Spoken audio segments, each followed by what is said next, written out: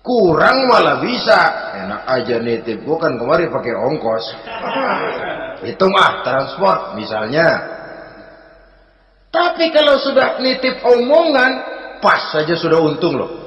Biasanya malah lebih. Fitnah pernah melanda Nabi Zakaria. Fitnah pernah melanda Habil dan Qabil. Fitnah pernah melanda Nabi Ibrahim. Fitnah bahkan pernah melanda kehidupan baginda Rasulullah sallallahu alaihi wasallam. Dalam peristiwa yang lazim kita kenal dengan hadisul ifki, bagaimana gosip pun sempat mengguncang rumah tangga kehidupan baginda Nabi.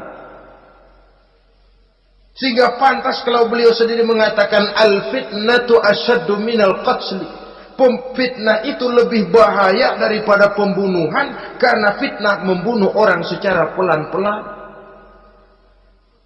Saudara-saudara kaum muslimin rahimakumullah, lidah tidak bertulang. Shaghirul jirmi azimul jurmi, kecil bentuknya tapi besar akibatnya. Kalau kita luka karena silet 2-3 hari boleh sembuh, tapi luka karena lidah seumur hidup kita ingat. Asal lihat orangnya ingat nih, dia nih yang ngomong kagak enak, mau adek gua tandain dah.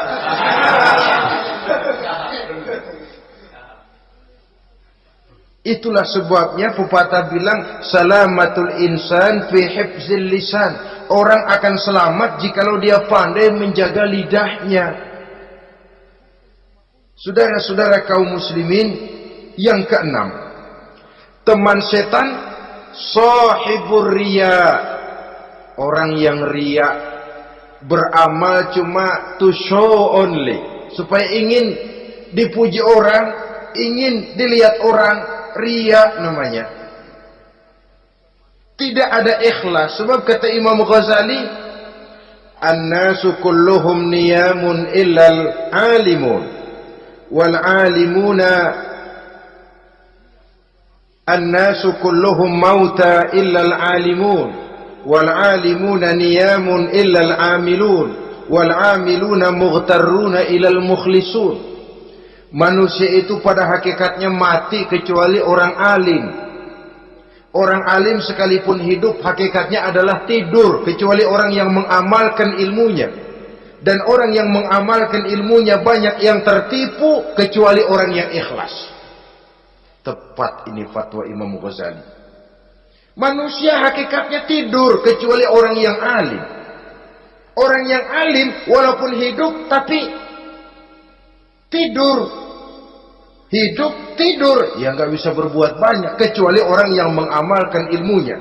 Dan orang yang mengamalkan ilmunya banyak yang tertipu kecuali yang ikhlas.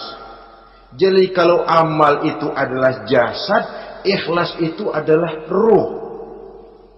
Amal tanpa ikhlas patung. Patung tidak bisa berkembang, tidak bisa berbuat banyak, namanya patung. Itu amal tanpa ikhlas. Ini termasuk penyakit batin toh, ikhlas, riya, ujub, sum'ah, penyakit kepengen didengar orang, penyakit kepengen dilihat orang. Wah, kalau sembayangnya dilihat orang mantap betul, kayak besok mau mati. Tapi kalau sudah sembahyang nggak dilihat orang, wah kilat khusus, cepat bukan main. Ria. Ini yang menghancurkan amal ini nggak terasa. Sifat kita sendiri, ria ini menggeragoti amal, sebagaimana api menggeragoti kayu bakar. Yang ketujuh, teman setan akilu malil yatim. Orang yang memakan harta anak yatim. Itu setan senang betul itu. Dia bisikan, lah kau kan ngurus anak yatim. Kau sudah menanamkan budi kepada mereka, jadi wajar kalau kau ambil bagian. Mula-mula memang dalam batas yang wajar, makin lama malah berebut sama yatimnya. Makin kesonoin, yatimnya malah nggak keduman, panitianya yang kenyang. akilu malil yatim, orang yang memakan harta anak yatim secara zalim, ini merupakan teman setan. Sebaliknya, orang yang melindungi anak yatim, kata Nabi, seperti dua jari ini dengan aku di akhirat nanti. Dekat derajatnya dengan Rasul. Yang kedelapan, teman setan al-mutahawinu bis shalah, orang yang nganggap enteng sholat, ngenteng-ngentengin sholat. Nanti aja dah, kalau udah tua-tuaan, bayang mah gampang, saban sari ada.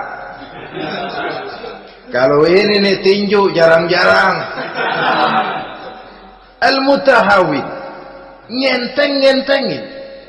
Pada dasarnya agama itu mudah, jangan dipersulit, tapi juga jangan dipermudah. Agama itu tidak berat, jangan diberat-beratin, tapi juga jangan dienteng-entengin. So yang enteng kalau kita entengin akhirnya menganggap remeh. Mulanya memang sedikit, makin lama makin banyak, makin lama makin banyak, makin bertumpuk. Apalagi kalau sadar kita sholat adalah tiang daripada agama. Bagaimana rumah akan tegak tanpa tiang yang kuat? Bagaimana agama akan tegak dalam diri seseorang kalau sholatnya dia enteng-entengi? Jangankan yang sunnah, yang wajib saja. Kadang-kadang tutup lubang gali lubang. Padahal itu merupakan tiang pokok. Rumah itu untuk kuat harus ada tiang-tiang tambahan. Tiang tambahan ini ya nawafil, ya rawatib, sholat-sholat sunnah itu. Itu untuk menjaga stabilitas temperatur batin kita kepada Allah.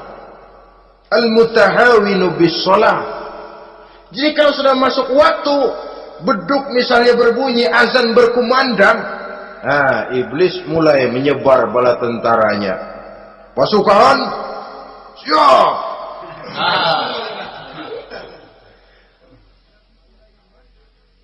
Kama yang dagang dia bisikin, sudah enaknya lo dagang, gue beli lagi banyak-banyak, sembahyang mah ada besok.